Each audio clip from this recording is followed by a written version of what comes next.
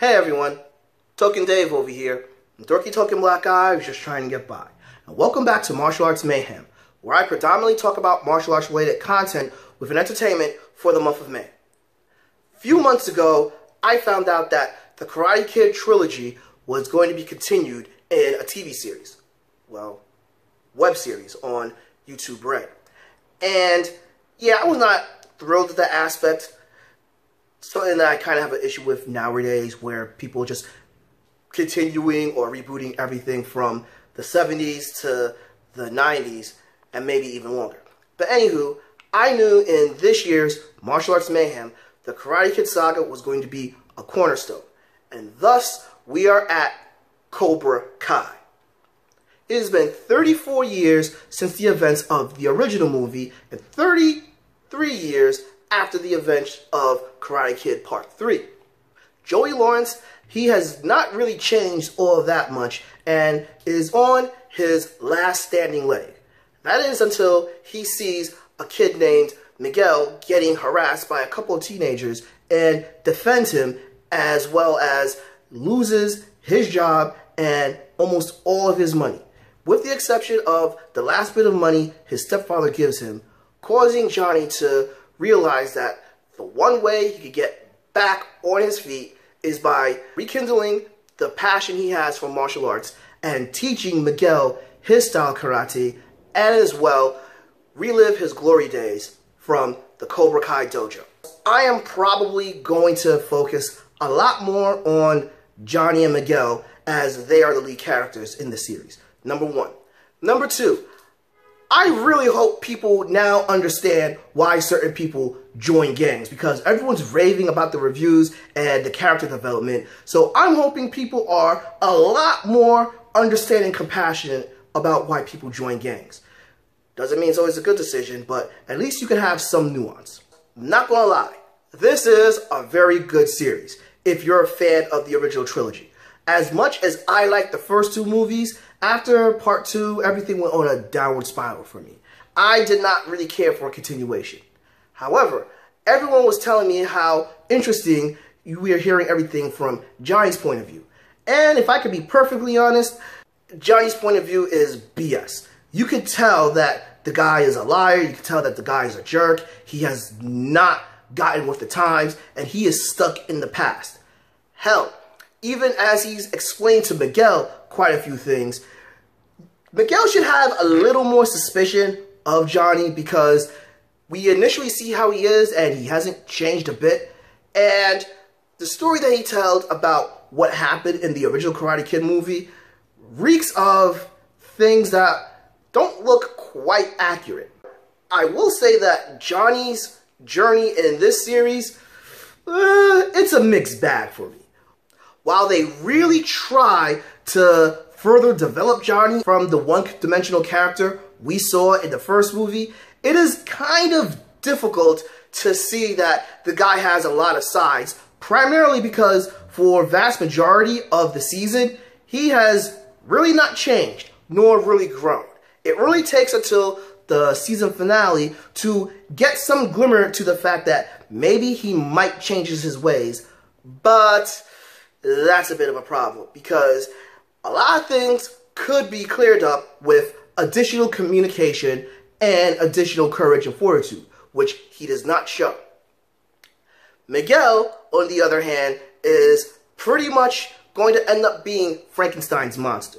We empathize with Miguel and we're initially on his side, which is really cool. And we get to see what a monster Johnny is creating within Miguel after a lot of things occur throughout the series that turn Miguel from a meek individual into someone that will potentially be a younger but more dangerous Mike Barnes within season 2. And it's going to be fairly interesting to see how the senpai-kohai relationship between Johnny and Miguel will end up playing out in season 2. And that's a big thing that I have with this series. There's a lot of characters within this series that you either really don't like at the beginning and you still don't really like them. There are characters that start out really good, but then you end up not liking them, and I can see where they're going. they're going into the more complexity of human nature. It was very hard for me to follow the series because I pretty much did not like or care about anyone. Mainly just because I saw what was going to happen down the road.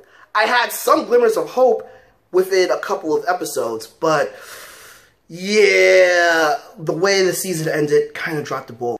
The main two people I liked were Aisha, who is a friend of Miguel's, but who is also a friend of Sam, Daniel LaRusso's daughter. And we see that Aisha gains her confidence, but maintains her center. She maintains her ethics and her morals. So it displays that Cobra Kai does not completely poison the mind of an individual. It really just takes to see how good that individual is. Maybe that's what the creators are going for. I doubt it, but only time will tell. The other person that I liked is Johnny's biological son, Robbie, which I have to say, I do like the transformation of Robbie in this, who starts out as a rebellious, reckless, delinquent teenager who is just trying to stick it to his own father, but then finds something a lot more meaningful. So it's going to be interesting to see his relationship with Johnny in Season 2. Daniel LaRusso in this also hasn't changed. This is pretty much the same Daniel that we know. The only difference is we are actually seeing more of the darker elements that Daniel has, and how his training under Mr. Miyagi helped him find that balance. Daniel was the average kid that we were rooting for, and here we can't tell if he's just out to continue the grudge that he has with Johnny, which, to be fair, Johnny is the one that initiated everything, and pretty much everything could have been squashed if Johnny was mature enough to be like, listen, let the past be the past. However, Daniel himself was willing to let the past be the past, but circumstances caused him to jump back into the fray and end up having a myopic vision of things. With everything that's shown, we are shown greater character development, and we are shown multiple sides of every action. The music in here is really good, but by the same token, it's a lot of stuff from the 80s. And as much as I love the 80s, I would like to hear some things a little bit more modernized. If you're a fan of the series, there are a lot of Easter eggs within here that you will notice. I was kind of curious about, oh, they're just going to bring this back for a recall, but they handled it fairly well. I really appreciate that. I also appreciate how everything is modernized, and it shows that you can't be stuck in the past. You have to learn how to move forward. And within moving forward, you have to realize that you have learned the lessons, and you have to let things stay in the past and try to move forward. Let me go into the fight scenes. There are a couple of fight scenes in here that are pretty okay. One thing about the Karate Kid series, it was more about the philosophy of the art, not the fighting. It pretty much stuck with that, which I am glad. Overall, I will have to say that on technical levels, within story and character development, they've done a great job. With execution, it's okay. So, having to find the inyo, translation to balance, of everything, I have to say that Cobra Kai is slamming.